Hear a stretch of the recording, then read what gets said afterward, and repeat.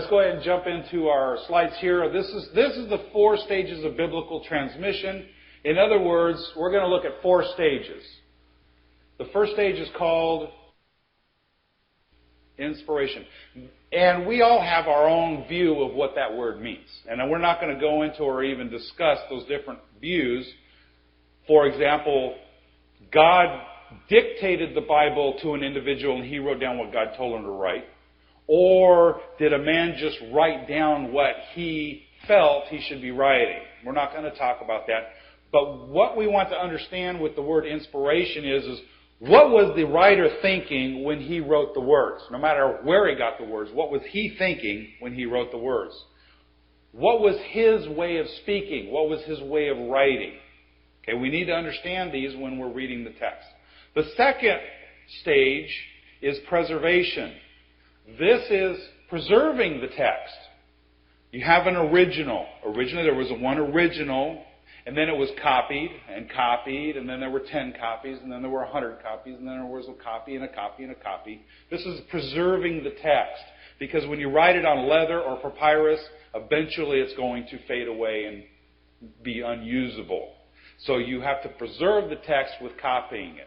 The third stage is translation, going from the Hebrew language of the Tanakh into another language, whether it be Aramaic, Greek, or English, or any other. The last one, interpretation. When you open your Bible and read it, there's interpretation going on. What does this mean? So we have our 4 stages: inspiration, preservation, translation, and interpretation. So let's take a look at inspiration.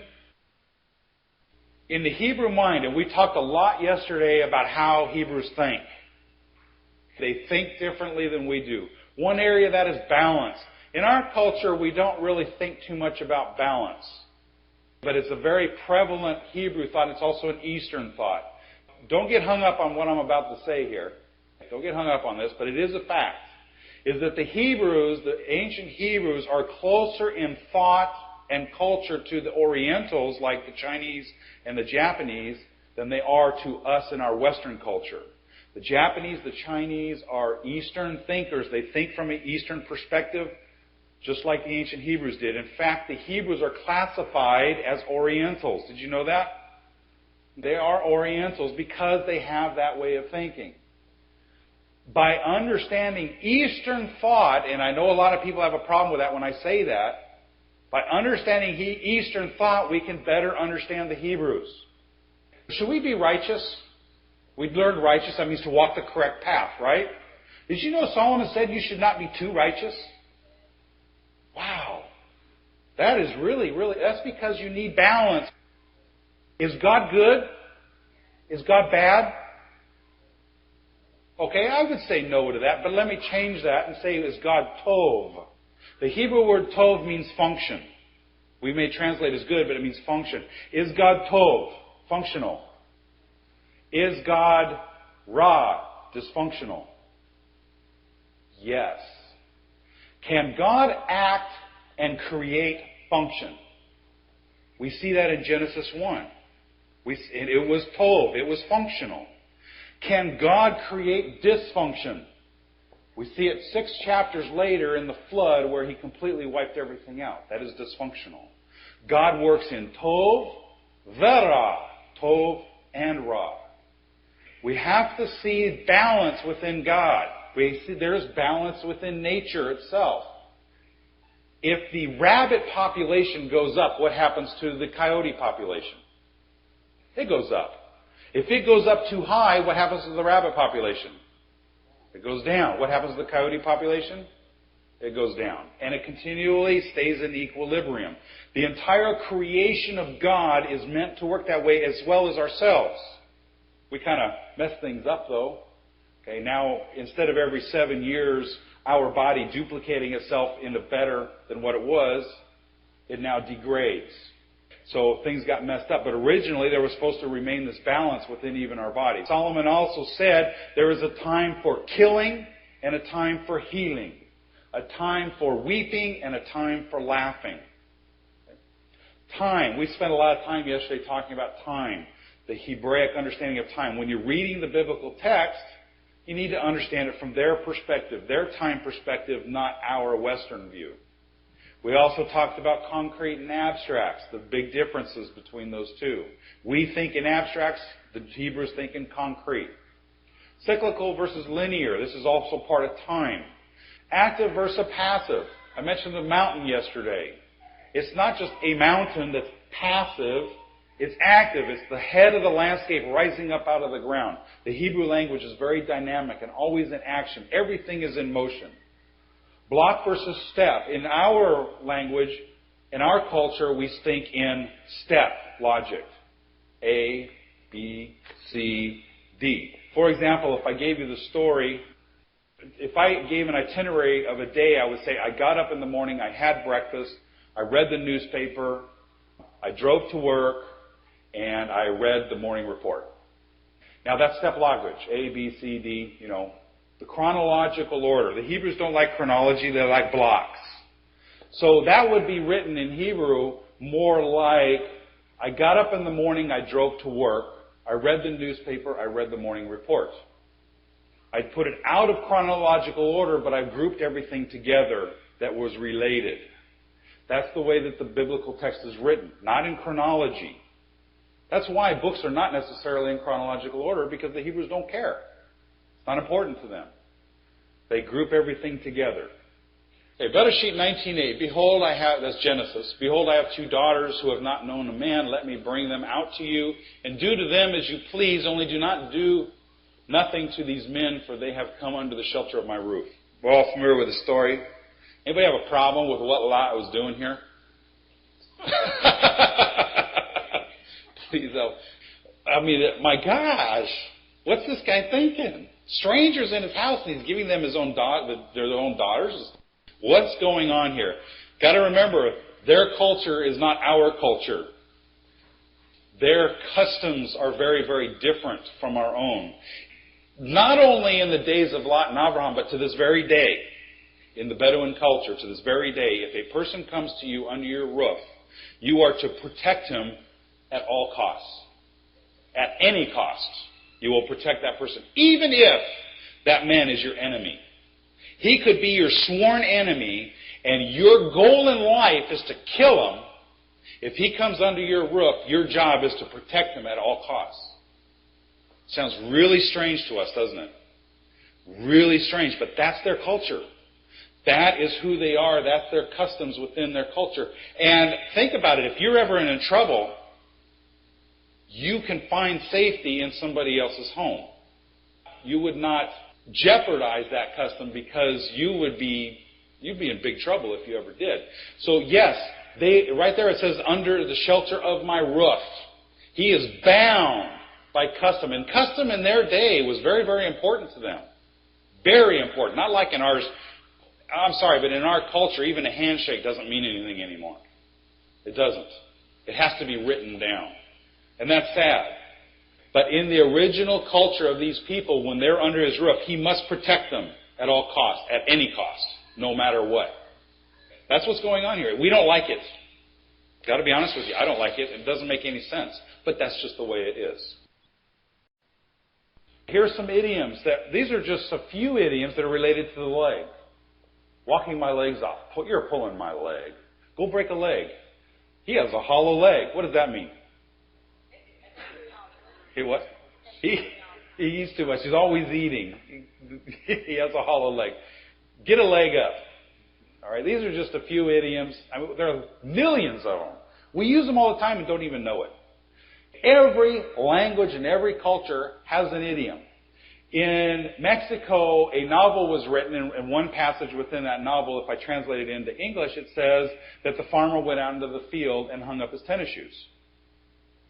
Now, what's going through your mind? What are you saying? What? They're going to get wet. Okay, in my mind, I see this, maybe a pole or something out in the middle of the field, and he takes his tennis shoe off and sets it up on the pole. He hangs up his tennis shoes. Does it make any sense to us? No? And in the context of the novel, by the way, it doesn't make any sense either. The problem is it's an idiom, a Mexican idiom that makes no sense in English, but if I translate it with an equivalent Hebrew or English idiom, I would say the farmer went out into the field and kicked the bucket. Okay, did he really kick a bucket? He died.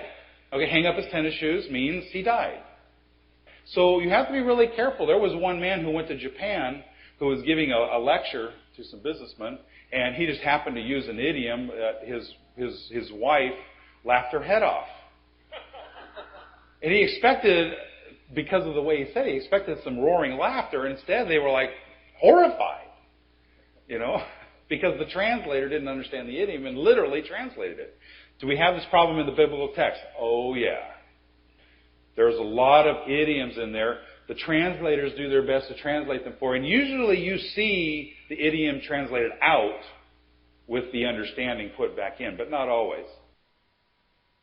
1 Samuel 20, verse 34, and Jonathan rose from the table with a nose on fire. Yeah, anger. But literally, it's his nose was on fire. That's what it says. But it means to be angry. Lift up your heads, O gates, and be lifted up, O ancient doors, that the King of glory may come in. Now, in the first one we just looked at, the nose on fire, usually in your translation, always in your translation, you see, got up from the table with a fiery anger or fierce anger. They translate the idiom so that you understand the text.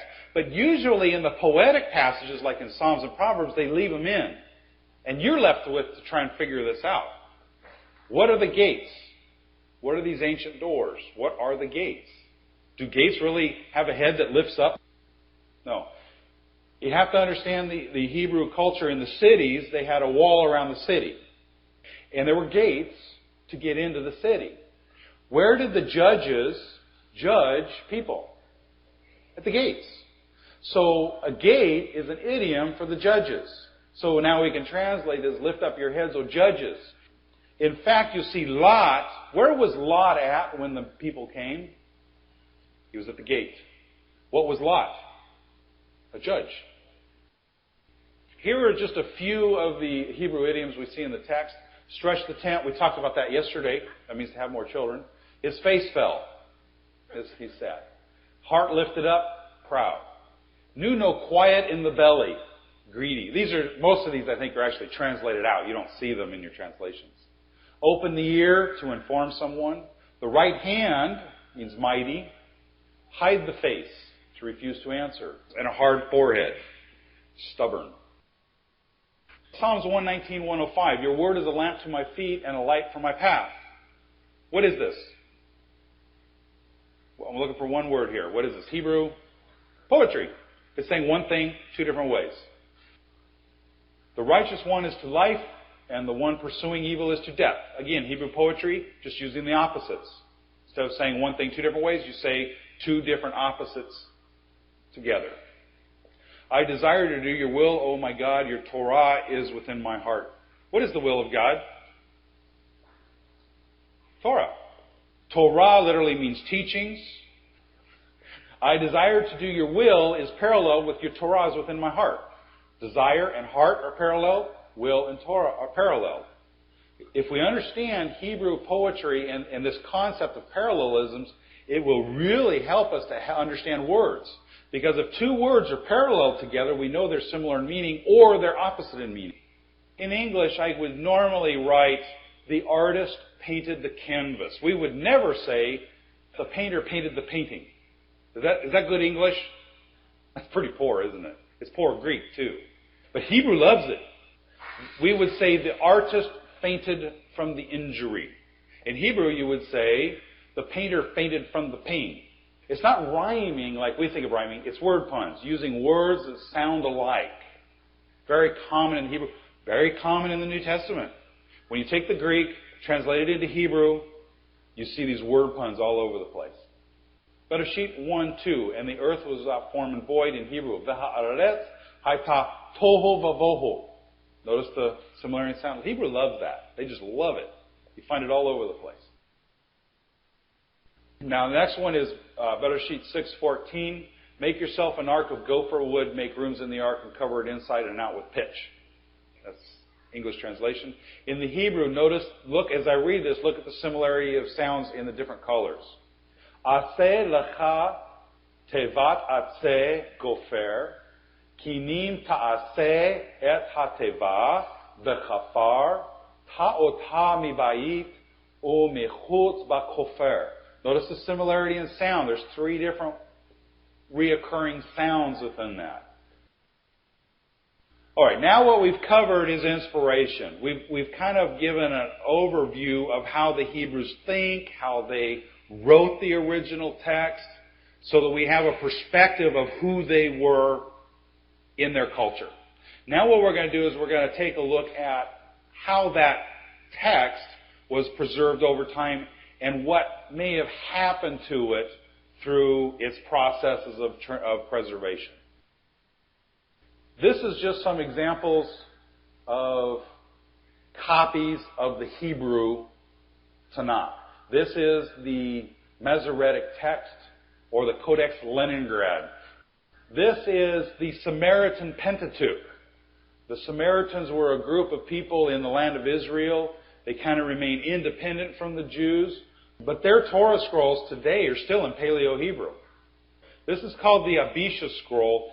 They say it was this scroll right here, this scroll, the original, was written by Abisha, the son of Aaron. I don't believe that, but that's what they say. And their Samaritan Pentateuch, or their Torah, is quite different from the Jewish one. There are a lot of differences. For example, in the Jewish Torah, it says that the temple will be in Jerusalem. In the Samaritan text, it's in Mount Gezerim, which is where they still have Pesach and still do sacrifices there. But anyway, this is the Samaritan Pentateuch. It's in Hebrew, in Paleo-Hebrew, and it is a source to help with textual criticism. Even though there's differences in it, and there's errors, and there's messings going on in there, it still is a help in textual criticism. The Dead Sea Scrolls, we've talked a lot about those. They're in Hebrew. They're also a resource for textual criticism for looking at older versions of the Hebrew Tanakh. Vayikra, Leviticus 20 verse 10, this is the King James Version. And the man that committeth adultery with another man's wife, even he that committeth adultery with his neighbor's wife, the adulterer and the adulteress shall surely be put to death. As far as the grammar and the way that sentence is written, there's really no problems there. It makes sense. But if you look at it in the Hebrew, this is a literal rendering of the Hebrew. And a man who commits adultery with a wife of a man who commits adultery with the wife of his neighbor, he will die, the adulterer and the adulteress. Did you notice anything in there? See anything in there that looks kind of strange? Look at this portion of it. A man who commits adultery with the wife of a man who commits adultery with the wife. It's a repeating. Identical. This isn't Hebrew poetry. Hebrew poetry doesn't repeat the same thing twice. It repeats it 2 different ways. So it's not Hebrew poetry. Now here's how it looks in the Hebrew. Ve'ish asher yinaf et eshet. Now this yellow is identical to the brown. Ish asher yinaf et eshet. It's the same. Identical.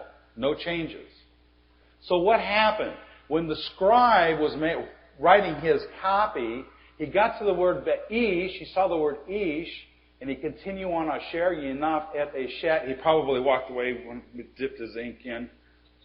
Ish, and he's going back, but what happened was he's starting back over here.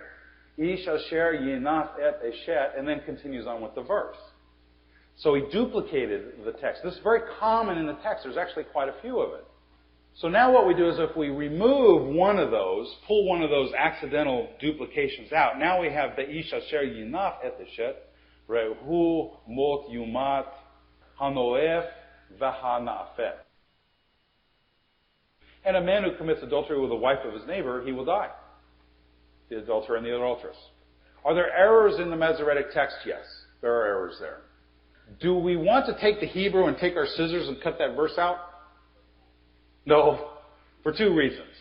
One is, we don't know where all of the errors are. We may think it's an error, but maybe it's not. We don't know. There are times where, it could be, but it may not be. We don't know. And also, we want to preserve the text the way it is. And Judaism does still do that today. If there's an error, they still preserve it. And they continue on. Okay, in Bereshit 4:8, from the King James Version, we have, and Cain talked with Abel his brother, and it came to pass, when they were in the field, that Cain rose up against Abel his brother and slew him. I don't see any problems there. That all makes sense. But if you look at it literally, And Cain said to his brother Abel, and they were in the field, and Cain rose up to his brother Abel, and he killed him. Is it missing anything? Yeah, it's missing what he said. There's nothing there. There should be something there. There has to be something there. But it's not there. So what happened? Most translations will fix the text like it did with the King James so that it sounds good. So it at least makes sense. And Cain talked with Abel. Well, that's the word vayomer that would be in the Hebrew doesn't mean talked. It means, and he said, and then always follows what he said. But in the Greek Septuagint, the Septuagint is a Greek translation of the Hebrew that was done about 2,000 years ago. It's another source that we can use to pull from to try and help restore the original rendering. And guess what? It's in there. In the Greek Septuagint, it says, and Cain said to his brother Abel, let us go out into the field. But did they add that so it makes sense, or was that the original? Don't know. There's a lot of unknowns in textual criticism. There are some restorations, we can be sure, like the one we looked at before. Psalms 145:13. If you open up your Bibles to this in the King James, you'll read, Thy kingdom is an everlasting kingdom, thy dominion endureth throughout all generations. But if you pick up an NIV or an RSV, this is what you're going to get. The kingdom is an everlasting kingdom, and thy dominion endures throughout all generations. The Lord is faithful in all his words and gracious in all his deeds. Well, what? The RSV and the NIV added a whole sentence? Well, remember, the King James was originally done 400 some odd years ago. The NIV and the RSV are fairly recent. They're actually after the Dead Sea Scrolls were found. Because the Dead Sea Scrolls are Hebrew that actually help correct the text, and we can find better understanding of the text based on the Dead Sea Scrolls. Chapter 145 of the book of Psalms was called an acrostic. If I was doing this in English, it would be apples are red, blueberries are blue, cherries are delicious red, whatever. I start each sentence with the next letter of the alphabet. Psalm 145 is an acrostic. Verse 1 begins with the aleph. Verse 2 begins with a bet. Verse 3 begins with a gimel. So we got aleph, bet, gimel, dalet, hey, vav. If anybody here knows the Hebrew alphabet, catch me. Aleph, bet, gimel, dalet, hey, vav, zayin, chet, tet, yod, kaf, lamed, mem, samach, ayin, pei, tzadi, kuf, resh, shin, tav. Missing the noon. That's right. There's only 21 verses in Psalm 145. How many verses should there be? 22, because there's 22 letters in the Hebrew alphabet. So it's missing a verse in the Hebrew. There, missing the letter noon. In the Dead Sea Scrolls, Psalm 145 is found there, and guess what? There's the missing noon. It has a whole sentence in there that when the scribe in the Hebrew, somewhere along the line, wrote out the verse that began with the mem, and then accidentally jumped to the verse that began with the samech, and skipped over the verse with the letter noon. Okay, and that got perpetuated on copy after copy, which is why the Masoretic text today is missing the letter noon. But the Dead Sea Scrolls is older, or a different tradition. It has retained the verse with the letter noon in it. Devarim, or Deuteronomy 32:8, when the Most High divided to the nations their inheritance, when he separated the sons of Adam, he set the bounds of the people according to the number of the children of Israel. That's what it says in the Masoretic text. In other texts, it's and by the way, this is all other manuscripts. The Dead Sea Scrolls, the Septuagint, the Samaritan Pentateuch, the Aramaic Targums, all of the other texts say, when the Most of the High divided to the nations their inheritance, when he separated the sons of Adam, he set the bounds of the people according to the number of the sons of God, B'nai Elohim. This is a clear case of religious biasness in changing the text on purpose. The Jews did not like this idea of the number of the peoples being according to the sons of Elohim. The angels would be a way of understanding that. They didn't like that, so they changed it to the sons of Israel. Because all other texts have sons of God. So there is not only some accidental changes within the text like we looked at, there are actually some changes that were made on purpose. Now, what we've covered, we first covered inspiration, how the text was originally written. Then we went over preservation, and some problems can occur through the process of the preservation and copying of the text. Now we're going to look at translation, going from one language to another. Has anybody ever heard the expression lost in the translation? That is so true with any language. Here we have a copy or picture of the Latin Vulgate. The Hebrew was translated into Latin. Here we have a picture of the Septuagint, where it was the Greek translation of the Hebrew. This is the Targums. This is Aramaic. Aramaic script and Aramaic language. The Targums are an Aramaic translation. Notice they use the same letters as Hebrew. Oh, no, wait, that's not Hebrew. That's Aramaic, too. Okay. Anyway, so this is Targum. We've got the Latin, we've got the Greek, we've got the Aramaic. Okay, then we have our modern translations. We've got the Jewish translation, Stone's, JPS, there are many others. We've got others, the New World Translation by the Jehovah's Witnesses. We've got the Mormon translations. We've got the Christian ones, which there are hundreds of. And then we have our Messianic ones, the Complete Jewish Bible, the Restoration Scriptures, the Hebrew Roots Version. Okay, there's a lot of English translations. I know somebody's eventually going to ask me this question, so I'm going to answer it now. I get this in email a lot, and every time I speak, I always get asked the same question, so I know. What is the best translation to use? How many here were thinking that? They were going to ask me that. Yeah, I knew that. Huh? Use multiple translations. Use the Hebrew. Forget translations. No. Well, that's my recommendation, yes. Learn Hebrew so you can read it in its original language. But if you're not able to do that, or not willing to do that, that's okay. Let me first preface, and I always do this in my emails when I get asked this question. Let me first say that every modern translation of the Bible is from a Western perspective. I think we all can see that now and understand that, right? With that said, which is the best translation that does a pretty good job of translating, in my opinion, it's the RSV, the Revised Standard Version. It has its problems, but in most cases I find that it's a very good translation from a Western perspective. But it is also important to compare other translations because not one translation is the best. Okay, so how many of us have compared? I'll get out my King James, I get out my RSV, my NIV. We get out all our, we do our word studies here and our translation studies. Make sure we got the right one. How many of us have done that? Yeah, that's fun, isn't it? Did you know you've now biased your understanding from a Christian perspective? Translators are very biased. But all the translations are all Christian translations. That's a real problem. Because you're going to get a translator who's a Christian, his opinion, and we're going to get more into this on how that happens and what happens.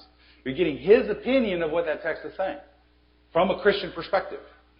So what should you do? What? Well, learn Hebrew. Yeah, that's probably the best. The second best thing is, it's very obvious, very simple. What? Use it. Well, okay, there you go. You can get this too. That's good. You can use this and compare this with this, because now you're going to get from a messianic perspective in his biasness. Now, if you do compare a passage with this, and you find out there's a big difference, you know there's biasness going on somewhere. Then you're going to want to study it a little closer and figure out which one is being right and which one's wrong. But what else can you do? Go up here. Get the Jewish. To be honest with you, the Hebrew is their language. It's their Torah.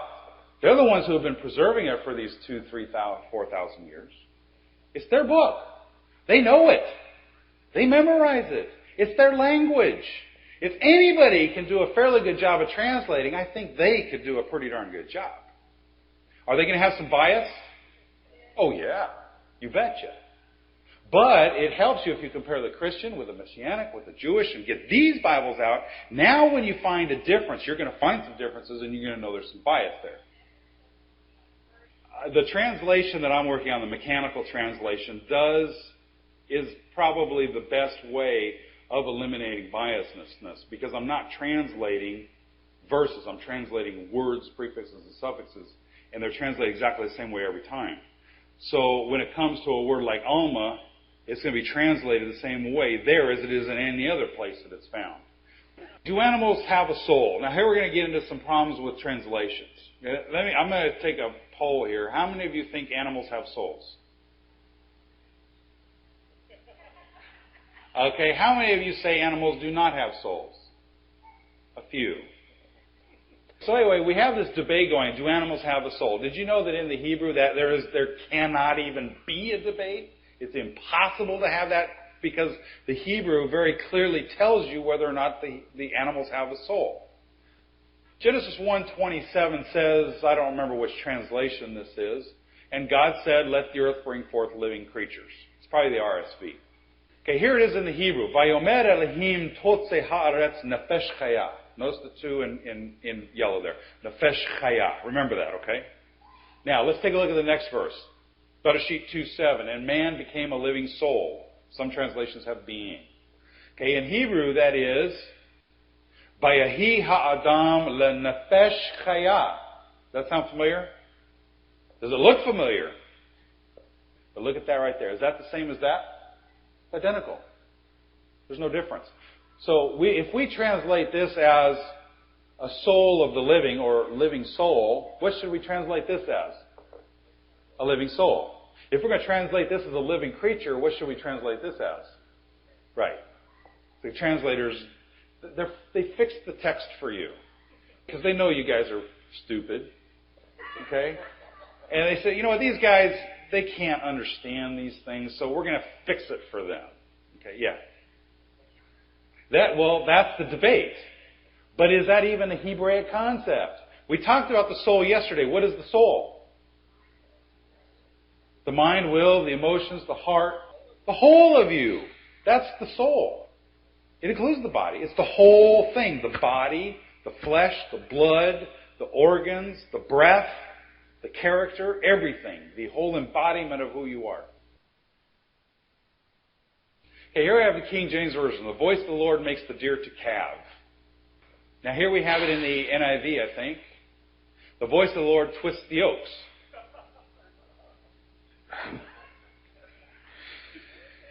Oh boy, okay. Why do we have the same verse? They're both working from the same Hebrew.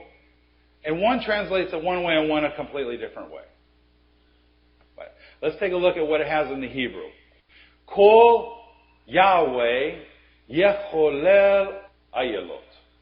This word, cholel, the root is the chet, the lamed, and the lamed, chalal. This word literally means to pierce something. The picture in Hebrew is a drill. A drill. Even in our modern culture, think of a... When you go to drill something, you're piercing a hole through something, correct? In ancient times, they used a bow drill with a stick, with a little flint, drill bit, and a bow. Same concept, same difference. What's the hardest part about starting to drill something? Getting it started, the beginning of it, is always the hardest part. Now, this word halal means to pierce, but it's also translated as to begin. It means to begin something. But it's also translated as to profane. And this makes it difficult in some translations. You might remember in a verse in Genesis where it says, and they began to call on the name of the Lord. Everybody remember that? Some translations say they profaned the name of the Lord. That's because it's the same Hebrew word. Profaning is the sense you're drilling through, you're piercing someone. If I profane you, I pierce you in Hebrew thought. Or is it saying I'm beginning to drill a hole, so it actually means begin. Context will usually help you, but sometimes the context isn't enough to tell you. So some translations will say he profaned the name of the Lord. Some translations say he began to call on the name of the Lord. One or the other. We don't know sometimes. You have to sometimes make a judgment call on which one's correct. So there are going to be differences in translations. This was literally saying, kol is a word for voice. The voice of Yahweh, he pierces. The yah in front means he. He pierces. The last word is ayalot. This is the plural. Ot is the feminine plural. The word is ayal. And ayal can be translated as a calf, deer. Or it can be translated as an oak. Or it can be translated as a chief. But see, the thing is what's the common thing about all these? We're trying to think what something looks like. Does a tree look anything like a deer? Anything? No, they're totally different. There's no connection whatsoever. But remember, Hebrews are function thinkers. The word ayal, if you'll notice the aleph and the lamed, it's actually related to the word el, which is strength and authority. So ayal is literally something with strong authority. It's the function of something. Now, this is a feminine word from the ayalot is the feminine plural of the masculine word ayil, which is translated as a stag. It can be a stag, and a stag is the strong authority of the herd. Ayil can also be translated as an oak. An oak, if anybody ever cut wood, an oak, man, it takes you forever to get through oak.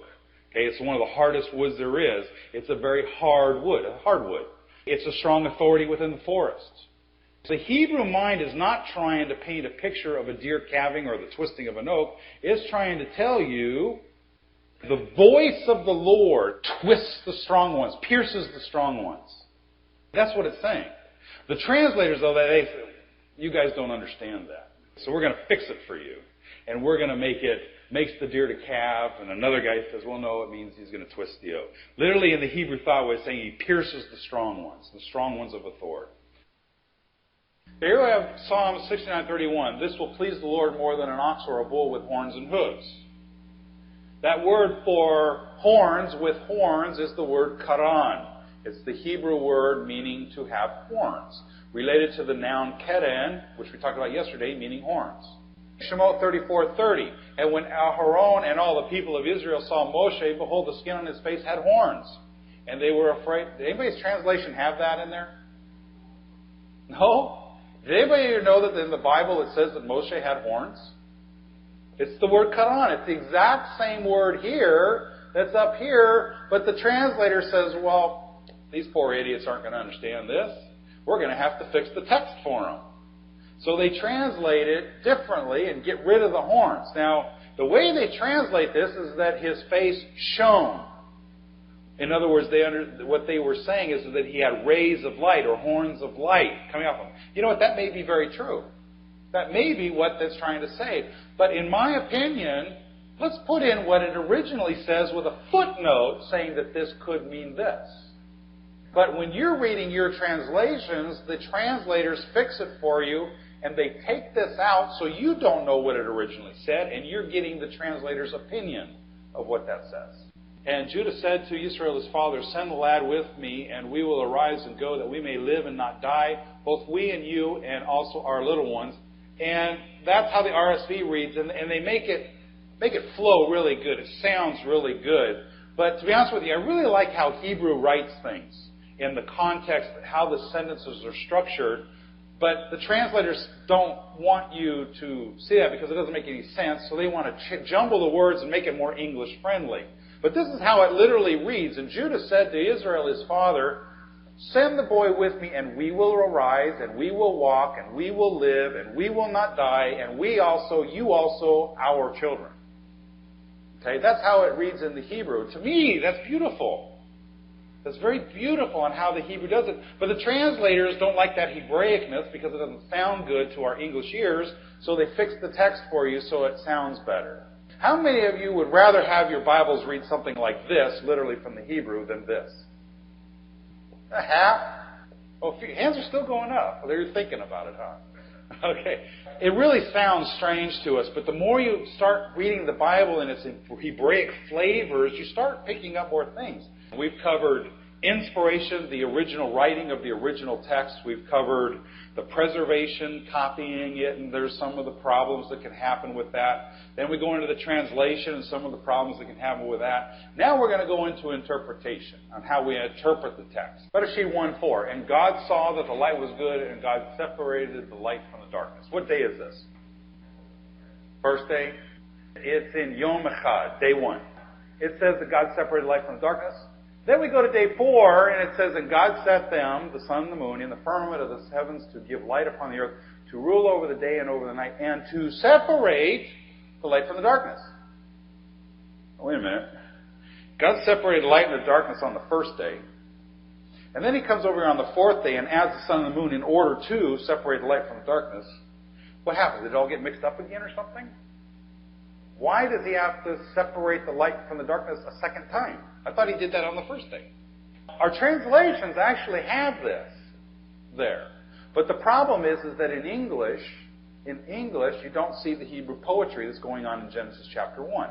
I'm not going to go into that here. If you want to read more about it, it is on my website. I have a poetic translation of Genesis 1, kind of going into how the poetry is in the chapter. But just suffice it to say for now that separating the light and the darkness on day 1 is paralleled and is the same thing as the separating of the light and darkness on day 4. At any point in this process, the text can be altered or changed from its original intended meaning. Originally we started with the inspiration of the text. Then we preserve it, we copy it, then we translate it, and then we interpret it. Okay, that's a pretty long progress. And if you keep the idea of something lost in the translation in mind, you'll understand what's going on here. We are then left with, this is what we have, the reader's interpretation of the translator's opinion of the copier's version of the original text. When you open up your Bible and you start reading it, that is what you have.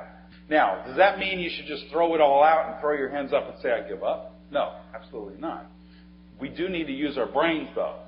We need to use our brains. And I hope I've given you some resources or some things to think about when you are reading your text.